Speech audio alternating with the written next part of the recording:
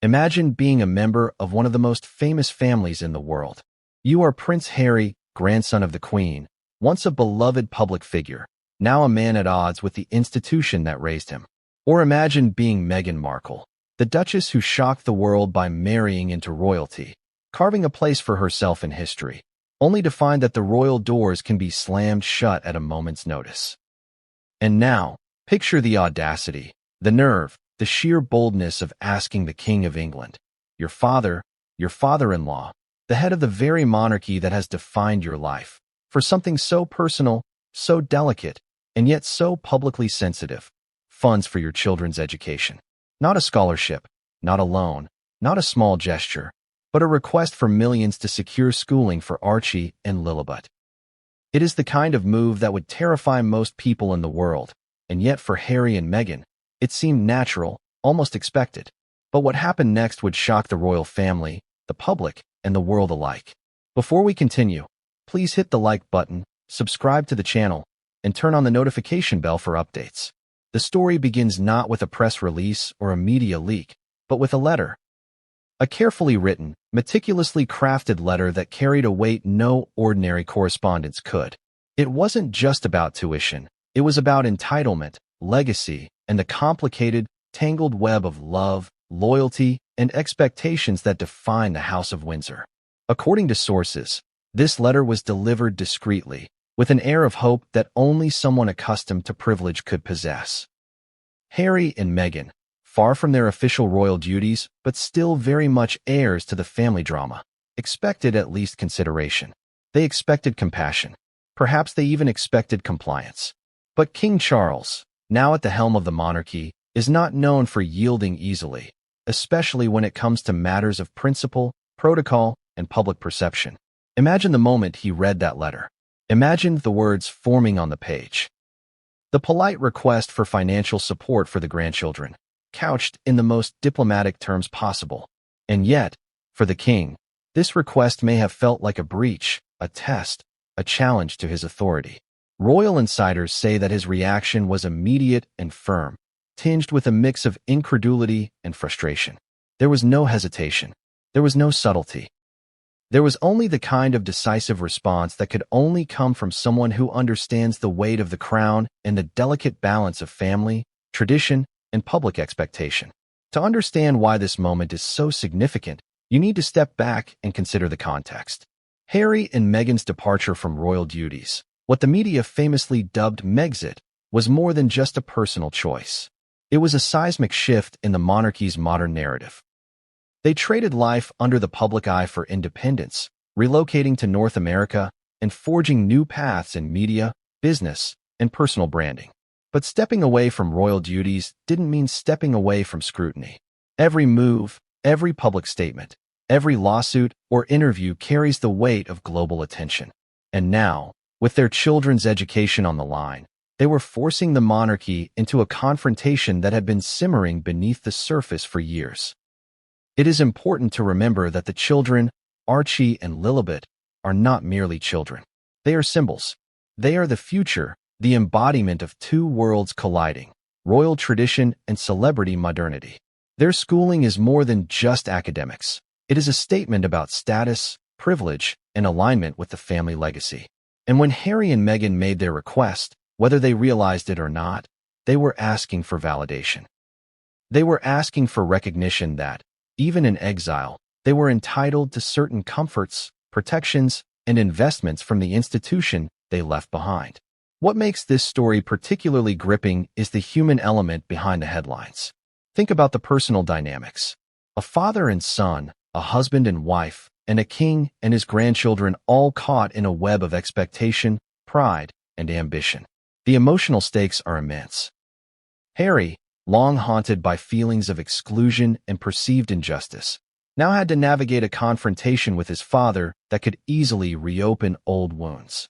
Meghan, ever the strategist, had to weigh public perception against personal goals, all while shielding her children from a drama they are too young to fully understand but old enough to feel. And Charles, the king, must balance his role as a leader, a father, and a grandfather, all while considering how any decision could ripple across the monarchy, the media, and global public opinion. The timing of the request could not have been more sensitive. The royal family is always under scrutiny, but in recent years, the gaze of the world has intensified. Every statement, every gesture, every financial decision is dissected and debated. The public is watching, and they are not merely spectators. They are participants in a collective narrative that shapes perception and power. By making this request now, Harry and Meghan were not just asking for tuition money. They were forcing the monarchy into the glare of public judgment, compelling Charles to make a decision that would resonate far beyond the walls of Buckingham Palace. And yet, despite the stakes, there was an almost palpable audacity to the request. Some insiders describe it as bold, even reckless. Others frame it as an inevitable consequence of the couple's sense of entitlement, cultivated over years of public attention and celebrity influence. But one thing is clear. The request set in motion a chain of events that no one could have fully anticipated. A decision was made, a response was crafted, and a ripple effect began that would reverberate through the family, the media, and the world stage. As the drama unfolded behind closed doors, the public remained largely unaware. There were no headlines yet, no viral tweets, no speculative interviews. All that existed were private conversations, confidential meetings, and the simmering tension of unspoken words. And this is where the story becomes truly compelling. Because while the world would soon hear about the banishment, the rejection, the alleged humiliation, none of it could have prepared them for the full scale of what occurred. It was not just a denial of funds. It was a statement, a line drawn, a boundary enforced in a way that many describe as unprecedented in modern royal history. So why should the world care? Why should anyone beyond the palace walls be invested in the schooling of Archie and Lilibet? The answer is simple. Because this is more than a story about money. It is a story about power, family, loyalty, and the consequences of challenging tradition. It is a story about what happens when personal ambition meets institutional authority, and when the expectations of fame clash with the rules of royalty. Every detail matters, from the choice of words in the letter to the expressions on the faces of those in the room, to the quiet but potent ripples that spread through the monarchy's public image. And now, as we prepare to dive into the chapters ahead, the question looms: what did Charles do next? How did Harry and Meghan react? What did this mean for Archie and Lilibet? The answers are complex, dramatic, and full of unexpected twists. Every interaction, every decision, every leaked detail adds another layer to the story, pulling us deeper into a narrative that is equal parts family drama, political maneuvering, and global spectacle. It all began with a letter. Not just any letter, but one that would set in motion a chain of events destined to shake the royal family to its core. Imagine, for a moment, being Prince Harry or Meghan Markle, sitting in your California home thousands of miles from the palace, surrounded by modern comforts, yet haunted by a question that few outside the monarchy could ever understand. Will my family, the people who built my life and shaped my identity, support my children's future? It seems almost simple, almost reasonable. After all, aren't grandchildren entitled to support from the crown? But in the world of royalty, where tradition and protocol are sacrosanct, even the simplest of requests can ignite unprecedented controversy. The letter, sources say, was polite but firm. It outlined the educational plans for Archie and Lilibet, the tuition costs, the schools they were hoping to enroll them in, and the financial assistance being requested. The wording was diplomatic, even elegant, carefully avoiding any tone that might be construed as threatening or demanding. Yet, for those on the receiving end, the implications were unavoidable. Harry and Meghan were asking the monarchy to make a public investment in their private lives, a request that had never been tested in such an audacious manner.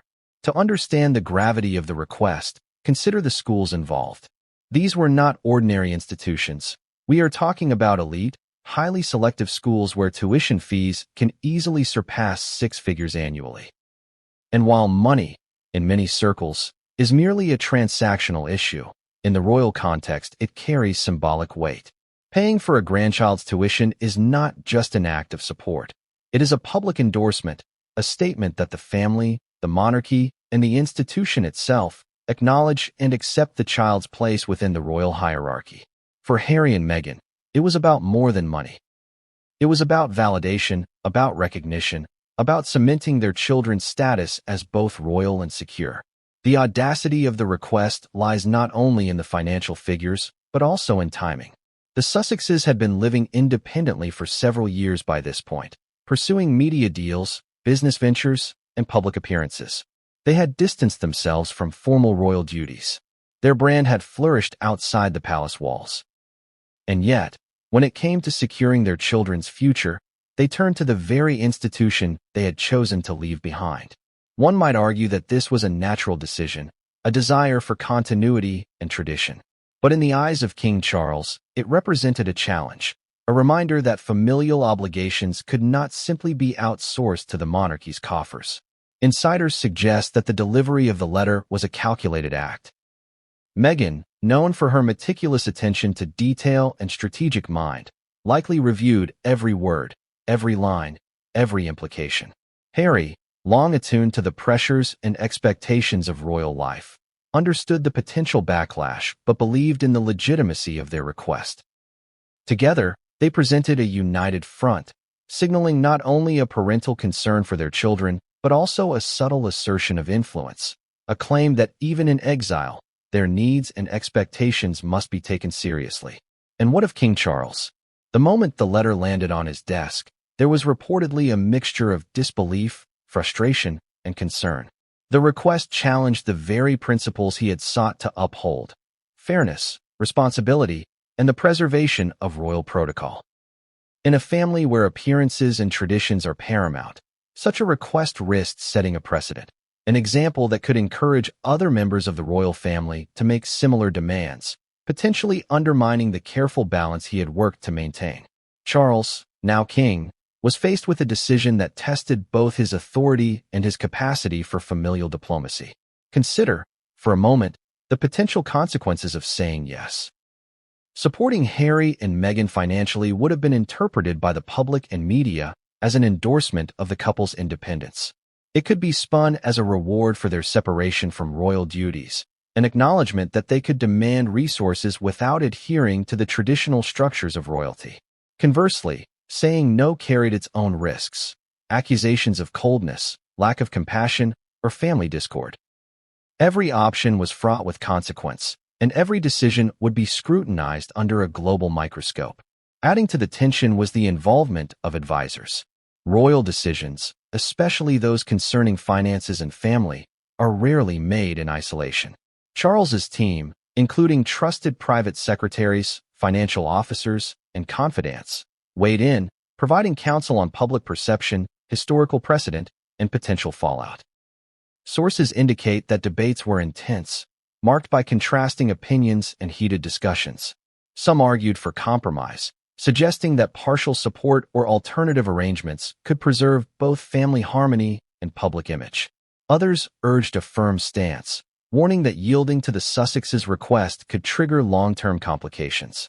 Meanwhile, Harry and Meghan were not passive observers.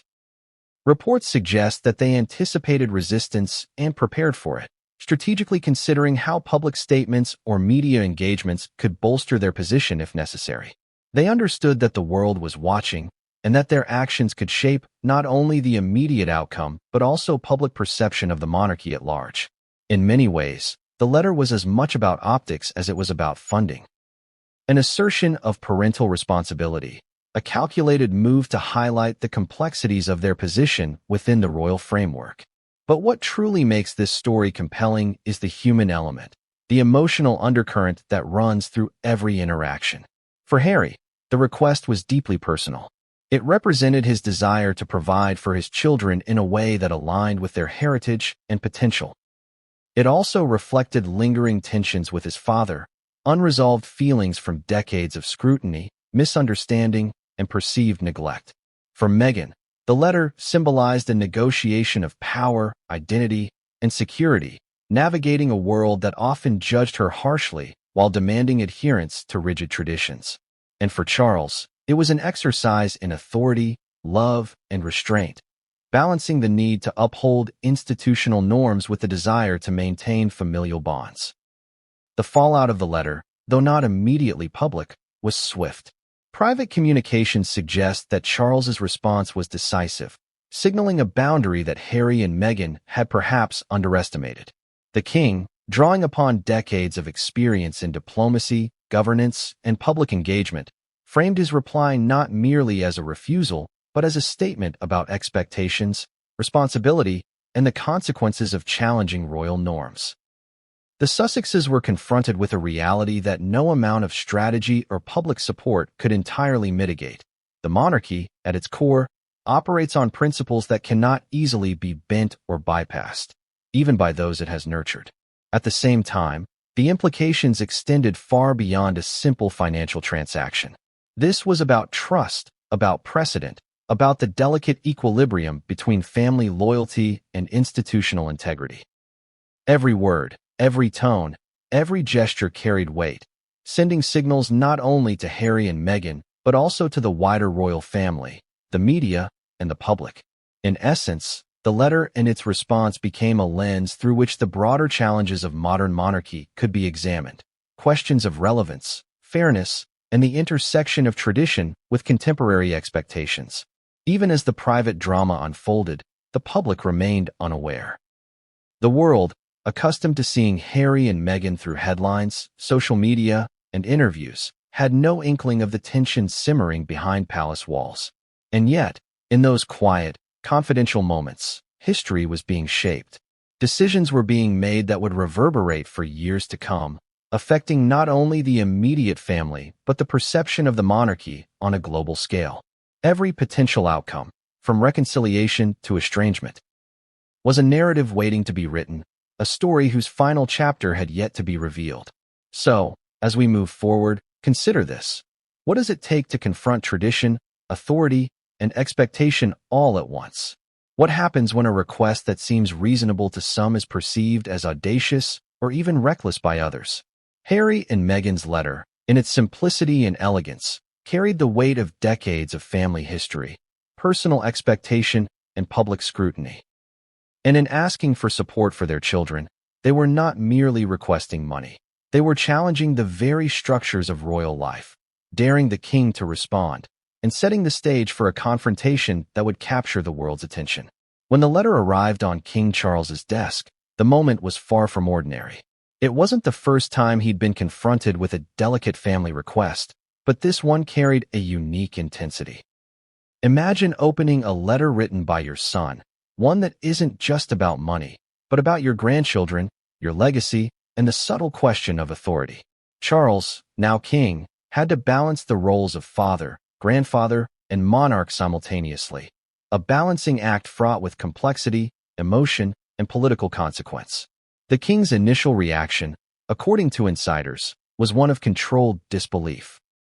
He read the letter multiple times, absorbing each line, evaluating the tone, and weighing the implications. On the surface, the request was polite, even reasonable. But beneath the formal phrasing lay an expectation that the royal family would shoulder the financial burden of Harry and Meghan's children, a burden that, in Charles's eyes, symbolized more than mere tuition fees. It was an assertion of entitlement, a subtle challenge to the monarchy's authority, and a potential precedent for future disputes. Charles didn't respond immediately. In the world of royalty, haste can be as dangerous as indecision. Advisors were summoned to discuss the letter's implications, weighing the pros and cons, public perception, and long-term ramifications. Some suggested compromise, perhaps a partial financial contribution or alternative schooling arrangements. Others argued for firmness, citing historical precedent and the importance of maintaining boundaries between active royals and those who had stepped away from official duties. Every opinion carried weight, but the ultimate decision rested with Charles. Inside the palace, the mood was tense. Private secretaries whispered strategies and contingency plans. Financial officers calculated the potential costs, not only in dollars but in optics. Every advisor understood that this was not merely a personal family matter. It was a public spectacle waiting to happen. Even a minor concession could be twisted by media outlets into a headline suggesting favoritism or weakness. Charles, well aware of his position under scrutiny, needed a response that preserved dignity, authority, and the delicate balance between family and institution. Reports suggest that Charles's approach was measured but firm. Rather than issuing a public statement or an immediate refusal, he engaged in private conversations with trusted confidants, weighing his options and considering the long-term consequences. The king understood the sensitivity of the situation. Harry and Meghan were not ordinary citizens.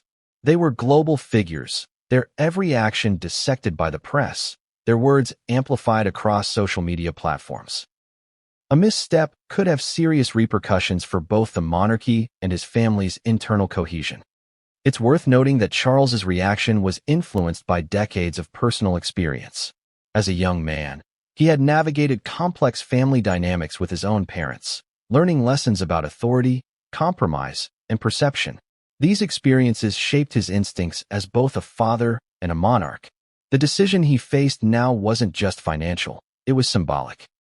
Agreeing to Harry and Meghan's request could be seen as rewarding their independence, implicitly endorsing their choice to step away from royal duties. Refusing, on the other hand, risked accusations of coldness or estrangement. Every path carried risk. Sources suggest that Charles ultimately opted for a private, controlled response rather than a public confrontation. Advisors drafted communications, preparing a message that would emphasize responsibility, fairness, and the importance of maintaining family and institutional boundaries. It was a careful dance, each word selected to convey firmness without alienating, authority without cruelty. The king's team understood that this was not just about money. It was about sending a message. Independence comes with consequences, and the royal institution cannot bend to every personal request without jeopardizing its integrity. Meanwhile, Harry and Meghan were reportedly monitoring the situation closely. Though thousands of miles away, they were attuned to every leak, every rumor, and every whisper that might hint at Charles's stance. Meghan, known for her strategic acumen, anticipated resistance and prepared multiple avenues of engagement, including the possibility of leveraging public opinion to strengthen their case. Harry, emotionally invested, balanced his frustration with careful consideration of the potential fallout. Together, they formed a calculated front, aware that their father's response could define the next chapter of their lives and the public perception of their family. The tension extended beyond the letter itself. The king's advisors debated the broader implications, considering historical precedent and potential ramifications for future generations. Would other royal family members view a concession as justification for similar requests? Could the monarchy withstand the scrutiny of a public convinced that Harry and Meghan were entitled to special treatment? Every question deepened the complexity of the decision, highlighting how personal requests within the royal family can ripple outward, affecting institutional stability and public trust. Even as Charles deliberated, there were reports of private discussions with other family members. The Queen, though retired, remained a figure of influence, and her insights were reportedly sought. Other senior royals offered perspectives based on experience, precedent, and the need to maintain public confidence. The atmosphere was charged, each conversation layered with subtext, each opinion carrying the weight of decades of tradition, protocol, and public expectation. Finally, after days of deliberation, a decision emerged. The king's response, carefully crafted, was firm but measured. Harry and Meghan were not to receive the funding they requested. Not in full, not partially, not under the terms they had proposed. The message was clear. Independence comes with responsibility, and the monarchy's resources are reserved for official duties, not personal ambitions. This was not a rejection born of spite, but a statement of principle, underscoring the importance of boundaries, fairness, and the long-term health of the institution. Yet, the decision carried emotional weight. Sources describe a mixture of relief, tension, and uncertainty within the palace. Advisors were aware that the refusal, though principled, would likely provoke a strong reaction from Harry and Meghan. The king himself faced the emotional toll of denying his son's request, a decision that could strain personal bonds while reinforcing institutional authority. It was a moment that highlighted the unique pressures faced by those who must navigate family, legacy, and leadership simultaneously. And what of Harry and Meghan? The rejection, though anticipated, reportedly landed hard. Harry, long sensitive to issues of fairness and recognition, felt the sting of refusal keenly. Meghan, ever strategic, recognized the need to recalibrate, considering how best to protect her children while managing public perception. Their reaction would set the stage for the next phase of the conflict, a phase marked by media scrutiny, legal considerations, and escalating tensions within the family. The king's private response, though finalized, was only the beginning. The impact of the refusal would ripple through the palace, shaping conversations, strategies, and decisions for months to come. What began as a simple request for educational support had become a catalyst for familial tension, public speculation, and institutional reflection. Every detail mattered, from the choice of words to the timing of communication to the subtle signals conveyed through private channels. As this story unfolds, it's clear that the king's response was more than a rejection. It was a defining moment. It set boundaries, established principles, and revealed the delicate balance between authority and affection. But it also opened the door to unexpected reactions, media scrutiny, and potential escalation. Harry and Meghan had made their move. Charles had responded. And yet, the drama was far from over. The king's private response was meant to remain just that, private. Carefully worded, measured, strategic. Yet in the modern world, privacy is fragile, especially when the people involved are Harry and Meghan. Within hours, whispers of the letter and the royal decision began to leak. Sources say palace staff were shocked, insiders spoke cautiously to the press, and suddenly a story that was supposed to stay behind closed doors was spilling into public consciousness. What was intended as a quiet exercise of authority became a spectacle watched by millions across the globe. It began with subtle hints in the tabloids, cryptic lines about a rift between the king and his son, questions about financial support, speculation over Archie and Lilibet's schooling. The narrative was just starting, and already, it was spiraling beyond anyone's control. Social media exploded, with fans and critics dissecting every word, every nuance, and every implication. Comments ranged from sympathy for the Sussexes to support for the king's strict stance. The story was no longer just a family matter. It was a global debate about royalty, responsibility, and entitlement. The tension between public and private became glaringly obvious. Inside the palace, advisors were worried. The private rejection, carefully crafted to maintain dignity, was now subject to public interpretation. Every leaked snippet was twisted, exaggerated, or reframed by media outlets, feeding a frenzy that neither the king nor the Sussexes could fully control. For Harry and Meghan, the situation presented an opportunity and a risk. Publicizing the rejection could rally sympathy and paint them as wronged parents. Conversely, it could make them appear entitled, expecting the monarchy to subsidize a lifestyle they had voluntarily chosen to leave. Consider the emotional stakes. For Charles, the idea of his private family affairs being dissected globally was deeply frustrating. The monarchy is an institution built on control of narrative, careful curation of public image, and the management of both tradition and modern expectation. A leak like this challenges all of that. Yet he had to remain composed, knowing that any public reaction, however measured, would be scrutinized and critiqued relentlessly. Even advisors feared that an overly defensive stance could backfire, making the monarchy seem cold or authoritarian. Meanwhile, Harry and Meghan were dealing with the fallout from a different perspective. From California, they were watching their story unfold in real time. Every headline, tweet, and viral clip became a barometer of public opinion. Some outlets painted them as victims of a rigid institution, while others framed them as demanding and audacious. The couple, accustomed to media strategy, reportedly began planning their next moves carefully, balancing the desire for public support against the risk of escalating family tension. For them, this wasn't just a story about tuition. It was a story about perception, justice, and reputation. This duality, the public frenzy and private negotiations, created a highly charged atmosphere. Inside Buckingham Palace, the halls were tense with speculation. Staff whispered about potential repercussions, debates over strategy were heated, and advisors scrambled to anticipate the next wave of public and media reaction. Some suggested making a brief public statement to clarify the situation. others feared it would inflame matters further. Every decision was weighted with potential fallout. The delicate balance between transparency and discretion was suddenly at risk.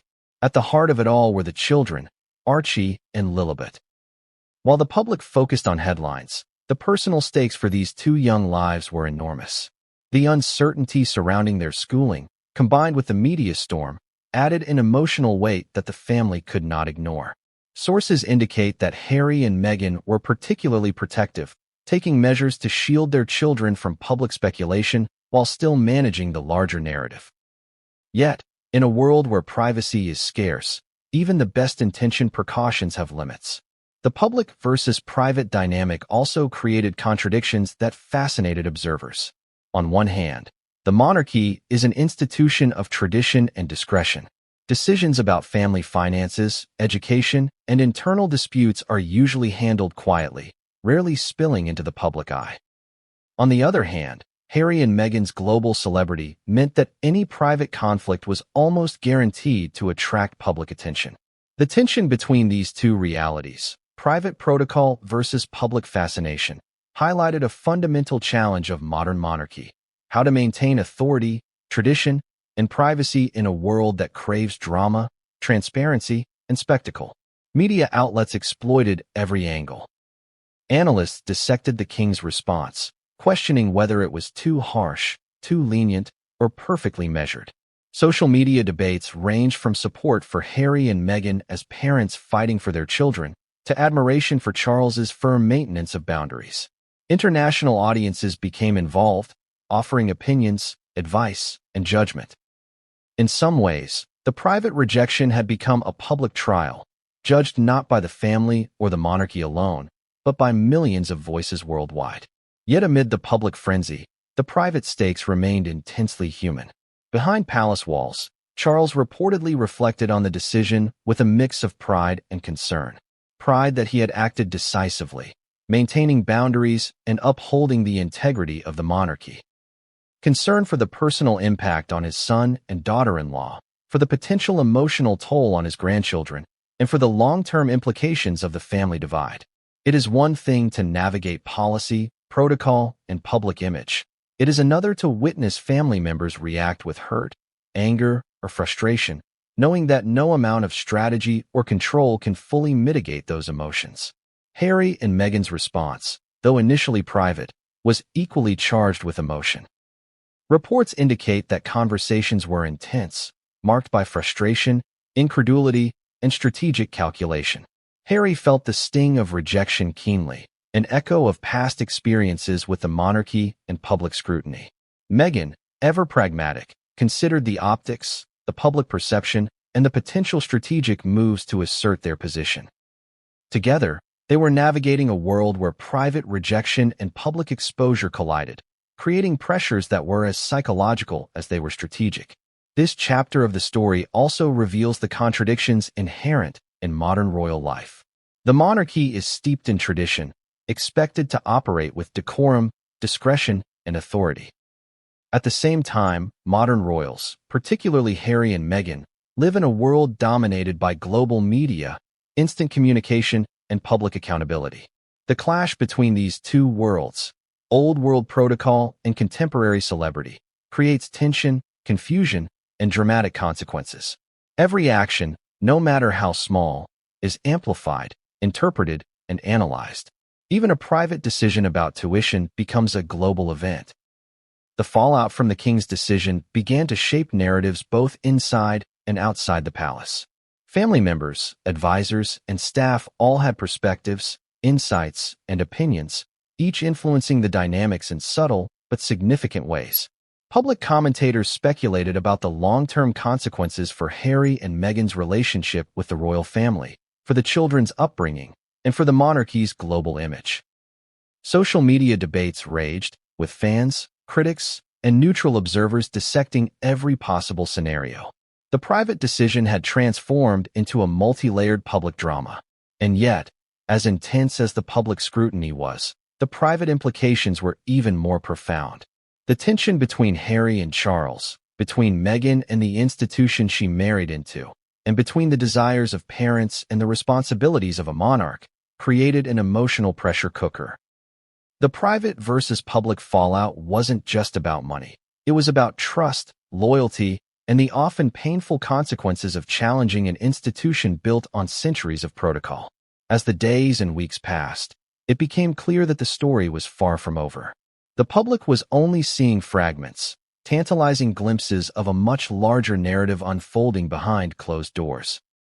And while headlines and social media commentary painted broad strokes, the reality of personal relationships, family dynamics, and emotional consequences remained hidden, complex, and unresolved. At the heart of this unfolding drama were not just letters, private conversations, or public scrutiny, but children. Archie Harrison and Lilibet Diana, two young lives suddenly caught in the crossfire of a global family feud. The story of their schooling was never meant to be a public spectacle. Yet, in the royal world, the education of the heirs, even minor ones, carries weight far beyond the classroom. It is about status, legacy, identity, and, in this case, the stark tension between independence and expectation.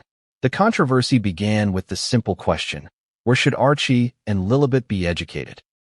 This question, which for most families might be resolved with a quick visit to school websites or a consultation with friends and advisors, became a geopolitical dilemma, a media lightning rod, and a philosophical debate about royal entitlement and parental responsibility.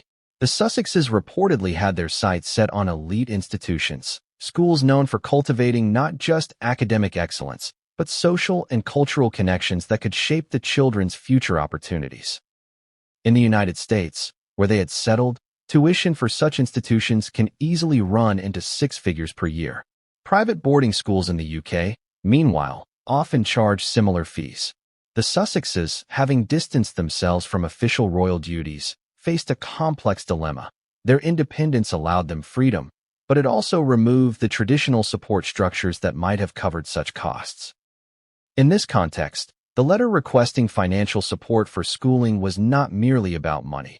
It was about leveraging history, privilege, and familial bonds to secure a stable future for their children. What makes this controversy particularly charged is the symbolic meaning of schooling within the royal family. Royal education is never just education. It is a statement of belonging, a marker of status, and a reflection of family priorities. For generations, the children of royalty have been groomed not only academically, but socially, learning etiquette, responsibility, and public duty alongside standard curriculum. By requesting financial support for schooling, Harry and Meghan were signaling that they wanted their children to inherit not just wealth but influence and recognition, to maintain connections to the royal world even while physically distant from it. The king's refusal, therefore, was more than a financial decision. It was a statement of principle. By drawing boundaries, Charles effectively signaled that independence carries consequences, that privilege is not unconditional, and that the monarchy will not fund a life detached from duty simply because the parents demand it. This response sparked immediate debate, both privately and publicly. Advisors worried about how the refusal would impact family cohesion. Social media erupted with speculation and opinion. The question of whether royal children deserve public funding when their parents have stepped away became a lightning rod for wider discussion about fairness, tradition, and modern values. The Sussexes were reportedly caught off guard by the firmness of the response. While they may have anticipated some resistance, the full weight of the king's rejection brought a new dimension of stress and urgency. Meghan, known for her meticulous planning, began exploring alternative strategies. Private funding, media engagement, and strategic alliances. Harry, emotionally invested, faced the dual challenge of advocating for his children while managing feelings of rejection and frustration toward his father and the institution that had shaped his life. Together, they navigated an unprecedented scenario where parental concern, public perception, and institutional authority collided. This controversy also exposed contradictions and tensions within the monarchy itself. On one hand, there is a tradition of supporting royal children, especially those in direct line to the throne. On the other hand, the Sussexes had voluntarily distanced themselves from royal life, rejecting official duties, public funding, and many ceremonial obligations. The clash of these two realities, entitlement versus independence, created a dilemma that was both practical and philosophical. How does a monarchy balance duty, legacy, and family compassion against the principle of fairness and institutional boundaries? Charles's refusal was his answer, but the debate was far from over. Media outlets quickly amplified every angle. Speculative headlines questioned the morality, strategy, and consequences of the king's decision. Commentators debated whether Harry and Meghan were justified in seeking support or whether they were exploiting their children for financial gain. Social media platforms became arenas for public judgment, with thousands of voices weighing in on the personal and institutional dimensions of the story.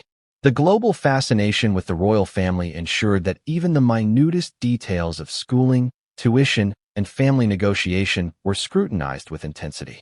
The children themselves, though too young to fully understand the political and familial implications, were nevertheless affected. Reports suggest that Harry and Meghan took extraordinary measures to shield Archie and Lilibet from media speculation, school gossip, and the emotional turbulence of the family conflict. Yet, even with protective measures, the shadow of the dispute was unavoidable. The choices made by their parents and grandparents were shaping the environment in which they would grow up, influencing their education, socialization, and perception of family loyalty. This controversy also highlighted differences in parenting philosophy.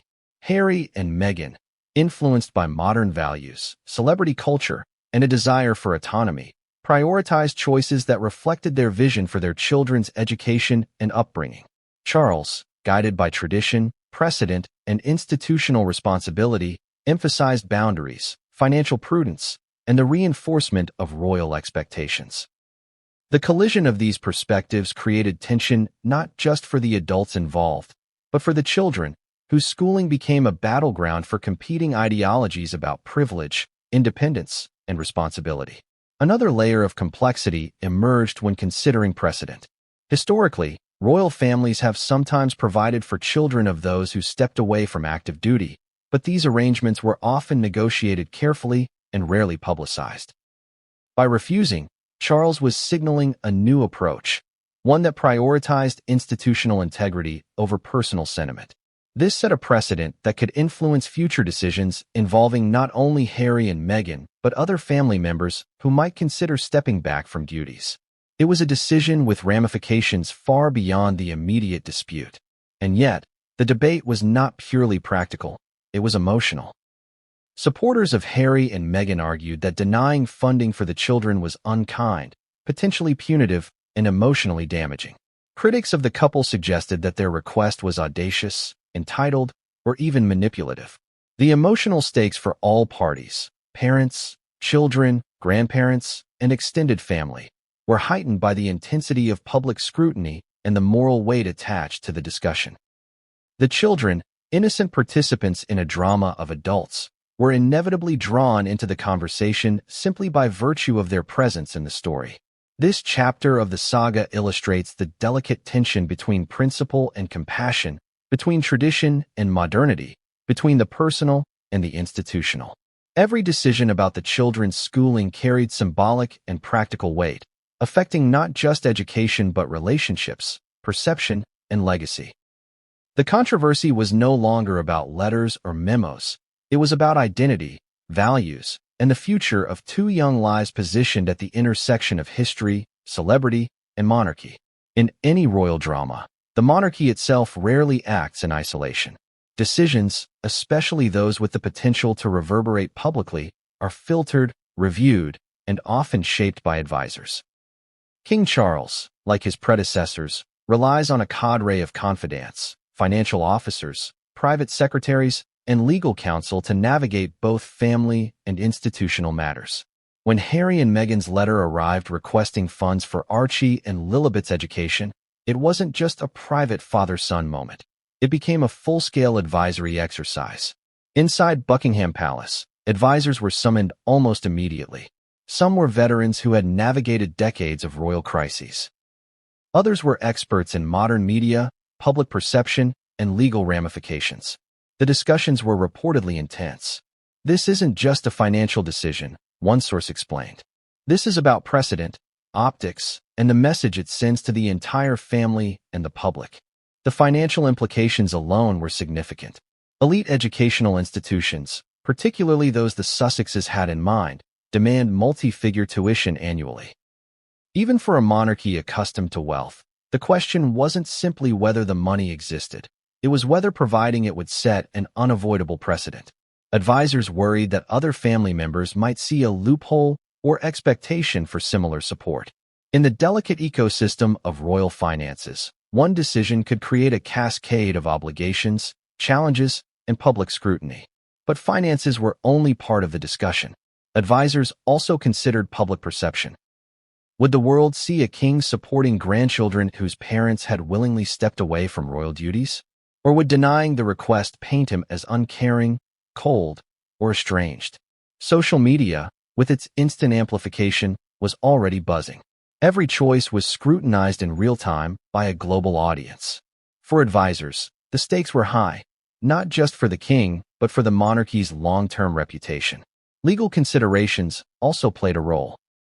Some advisors raised questions about the formalities of royal funding.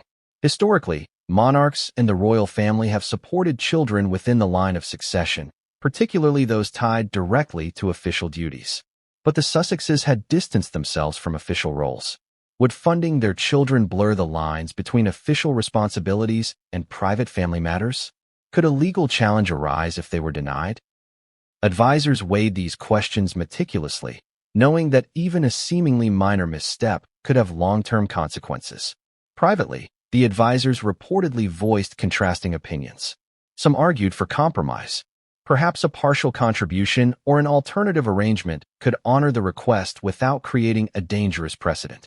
Others pressed for firmness, emphasizing the importance of boundaries, responsibility, and institutional integrity. Every voice carried weight. Every opinion shaped the final decision. The debates were not just professional. They were deeply personal, reflecting the advisors' understanding of both family dynamics and public accountability. Interestingly, advisors also explored the psychological and emotional dimensions. They understood that King Charles faced a unique challenge, balancing authority with affection, duty with empathy. Refusing the request risked personal estrangement. Acquiescing could weaken his position as head of the monarchy. In meetings, some advisors reportedly warned of long-term familial consequences, emphasizing that a firm stance could trigger emotional reactions that might last years or even generations. Media strategy became another focal point. Advisors discussed the inevitability of leaks, speculation, and public discussion. How could the king's refusal be framed if it became public? Should they prepare a carefully worded statement emphasizing independence, fairness, and family responsibility? Or should they rely entirely on private channels, hoping the story never reached the press? The tension between secrecy and control of narrative highlighted the unique pressures royal advisors face in a modern, media-saturated world. The Sussexes, meanwhile, were aware of the advisory discussions, or at least the leaks that hinted at them. Meghan, particularly, is said to have analyzed every potential angle, considering how to leverage public support without alienating the king further. Harry, for his part, balanced frustration with strategic thinking, understanding that any overt pressure could backfire and worsen both family and public dynamics. Together, they faced the complex reality that royal advisors were shaping not only the king's decision, but also the trajectory of their relationship with the institution itself. Insiders suggest that the advisory process played a critical role in shaping the king's ultimate response. By consulting financial experts, legal counsel, media strategists, and senior staff, Charles ensured that his decision was both principled and pragmatic. It wasn't simply an emotional reaction. It was a calculated, multifaceted approach that considered family dynamics, institutional precedent, financial responsibility, and global perception. This careful deliberation underscores the sophistication required to lead a monarchy in the modern era. Yet, despite the thorough advisory process, human emotion remained unavoidable. Sources describe private moments where advisors witnessed Charles grappling with personal conflict, weighing love for his son against duty to the institution. It is one thing to consider policy, precedent, and optics.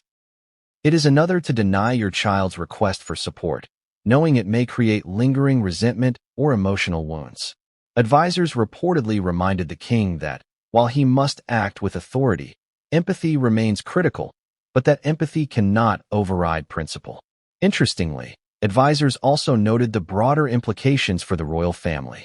The decision wasn't just about Harry and Meghan or even Archie and Lilibet. It would influence how future generations perceive duty, responsibility, and entitlement. Could other family members make similar requests? Would the refusal create tension with cousins, siblings, or even distant relatives? The ripple effects were considerable, emphasizing the intersection of personal relationships and institutional governance. Ultimately, the advisory team helped Charles craft a response that balanced firmness with tact. The refusal was decisive but framed in a way that preserved dignity, respect, and the appearance of fairness. Advisors emphasized the importance of clear communication, highlighting that independence comes with responsibility and that the monarchy's resources are reserved for official duties rather than personal requests. This approach sought to mitigate emotional fallout while reinforcing principles, setting boundaries for the future. But the advisors' influence didn't end there. They also prepared for the aftermath, the inevitable media coverage, public speculation, and potential strategic maneuvers by Harry and Meghan. Contingency plans were drafted, talking points were rehearsed, and private communications were carefully monitored. Every possible scenario was considered, from sympathetic headlines to harsh criticism, from public backlash to private reconciliation. The advisory team's role was as much about crisis management as it was about guiding policy, underscoring the complex interplay between family, media, and monarchy. And yet, despite all the planning, the human element remained unpredictable. Advisors knew that Harry and Meghan's response, whether public or private, would test the king's decision in ways no strategy could fully anticipate. Personal pride, emotional stakes, and global attention meant that the story was far from over. Every advisor understood that their counsel had set the stage, but the unfolding drama would be shaped not only by policy and strategy, but also by emotion, ambition, and the unpredictable dynamics of family life. As this chapter closes, one thing is clear. The advisors' voices were instrumental, but they were only part of a larger story. The interplay of private counsel, family emotion, and public scrutiny created a volatile mix. The king's decision, guided by advisors, would resonate far beyond the palace walls, influencing perceptions of the monarchy, shaping the narrative around Harry and Meghan, and affecting the lives of Archie and Lilibet in ways that could last a lifetime. Once the king's private response began to circulate, albeit subtly, the storm was inevitable. The modern royal family lives in a world of instantaneous media, 24-hour news cycles, and social platforms that amplify every whisper into a global headline. What had started as a confidential family matter suddenly became fodder for public debate, speculation, and sensationalism. The king's refusal to fund Archie and Lilibet's schooling was no longer a private decision. It was a story that captivated the world. The media's reaction was swift and, in many cases, brutal. Headlines questioned the morality of the king's decision, framed the Sussexes as wronged parents, and speculated endlessly on the state of the family. Royal rift deepens, Prince Harry denied by father, and Archie and Lilibet caught in crossfire were just a few of the early frames. Every outlet tried to outdo the other, highlighting alleged tension, quoting unnamed insiders, and dissecting every detail of the letter and the king's response. The narrative, once private, became public property. Social media, as always, intensified the storm. Twitter threads exploded with opinions, from empathy for Harry and Meghan to support for Charles's principled stance. Instagram and TikTok influencers weighed in, memes circulated, and global audiences debated loyalty, entitlement, and family obligation. Every post, comment, and video clip magnified the story, creating a feedback loop that made it impossible for the palace to contain the narrative. The king's refusal, once private, was now a spectacle with far-reaching consequences. Interestingly, the media storm also revealed cultural and generational divides. Some outlets, particularly in the United States, framed the Sussexes sympathetically, emphasizing independence, parental concern, and modern values. British tabloids, historically loyal to royal protocol, often leaned in favor of Charles, portraying Harry and Meghan as overreaching, entitled, or disconnected from tradition. These contrasting narratives fueled heated debates, highlighting not only the tension within the royal family, but also the divergent lenses through which audiences perceive monarchy in the modern era. The media coverage wasn't just about reporting, it was storytelling, drama, and spectacle. Journalists dissected every nuance. The wording of the letter, the tone of the king's response, leaked details from advisors, and even speculative commentary on how Archie and Lilibet might be affected. Experts in royal affairs weighed in, providing analysis on precedent, legal ramifications, and the symbolic weight of schooling within the monarchy. Opinion pieces framed the controversy as a morality tale, a clash of tradition versus modernity, and a high-stakes negotiation between love and duty. Leaked commentary from palace insiders added fuel to the fire.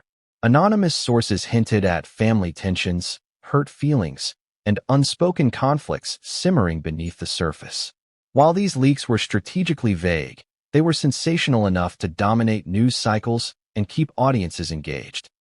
The palace's attempts at discretion collided with the media's appetite for drama, creating an environment where every word, gesture, and decision could be dissected and debated. Harry and Meghan, for their part, were highly aware of the media dynamics. Sources suggest that they monitored coverage closely, analyzing tone, sentiment, and potential leverage. Meghan reportedly discussed strategies for framing the narrative, ensuring that sympathetic coverage emphasized parental concern and independence rather than entitlement. Harry, more emotionally affected, balanced his frustration with tactical thinking, understanding that public opinion could influence both family dynamics and broader perceptions of the monarchy. The children, naturally, were central to the storm. Every headline about schooling, financial support, or family tension inevitably mentioned Archie and Lilibet. Public fascination with the lives of royal children meant that their well-being, privacy, and upbringing were part of the global conversation, whether anyone asked for it or not. Sources indicate that Harry and Meghan took extraordinary measures to shield their children, from private schooling arrangements to minimizing public exposure. Yet the very existence of the media storm ensured that the young lives at the center of this story were constantly affected. Public opinion became a battleground. Polls, social media surveys, and public commentary highlighted the polarized nature of the discussion. Some argued that the king's refusal was principled and necessary, emphasizing independence and boundaries. Others sympathized with Harry and Meghan, portraying the refusal as harsh or emotionally cold. Every argument, every debate, and every headline amplified the emotional stakes, creating a feedback loop where private family decisions became global drama. The media storm also had international implications. Outlets in Europe, North America, and Asia picked up the story, framing it according to cultural perspectives on family, authority, and royalty. In some countries, Harry and Meghan were celebrated for challenging tradition and asserting independence. In others, the monarchy was defended as an institution upholding values of responsibility, discretion, and legacy. The story became not just a domestic controversy, but a global discussion about family, privilege, and the intersection of tradition with modernity. Even within the UK, the storm had political ramifications. Parliamentarians, royal commentators, and historians weighed in on the implications of funding royal children who were no longer actively performing royal duties. Conversations about public funds, institutional responsibility, and the role of monarchy in a modern democracy emerged, adding a layer of complexity to what might have been a purely personal family matter. The media, as always, amplified these debates, turning private decisions into topics of national discussion. The palace, meanwhile, faced the challenge of damage control. Advisors worked to manage leaks, clarify facts, and provide context where possible. Every public statement, every press release, and every carefully worded communication was part of a larger strategy to maintain dignity while mitigating speculation. Yet, in a world where attention spans are short and curiosity is insatiable, every step taken by the palace risked further amplification and unintended consequences. The Sussexes, strategically or emotionally, navigated this media storm with care. Interviews, statements, and social media engagement were carefully calibrated to highlight parental responsibility, independence, and fairness, while avoiding overt criticism of the king. At the same time, their allies in the media subtly shaped narratives to garner sympathy and support. The interplay between private action and public perception became a chess game, with the children's future, the monarchy's reputation, and family relationships all as stakes on the board. Amid the chaos, the emotional core of the story remained clear. Two young children, caught between powerful adults, institutions, and global media scrutiny, whose education, upbringing, and identity were suddenly under a microscope. The drama, tension, and stakes were real, personal, and ongoing. The media storm didn't just report the events. It intensified them, shaped perceptions, and created pressures that would drive the next moves in this high-stakes family saga. But the storm was far from over. Headlines, leaks, and speculation had only set the stage for escalation. The next moves by the Sussexes, the palace, and the media would push this drama further, revealing tensions, alliances, and consequences that no one had fully anticipated. As the media storm raged on, another powerful force began shaping the narrative: public opinion. In the age of social media, global fandoms, and instantaneous communication, what the public thinks is no longer peripheral. It's central. Every decision, every leaked detail, every headline became a spark for conversation, debate, and viral attention.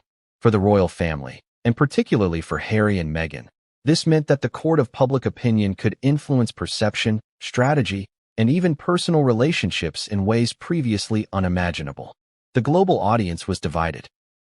On one side were diehard supporters of the Sussexes, often younger, international, and familiar with Meghan's previous advocacy work and media presence. For them, the king's refusal to fund Archie and Lilibet's education was a cold, antiquated response that disregarded parental concern and modern values. Social media platforms like Twitter, Instagram, and TikTok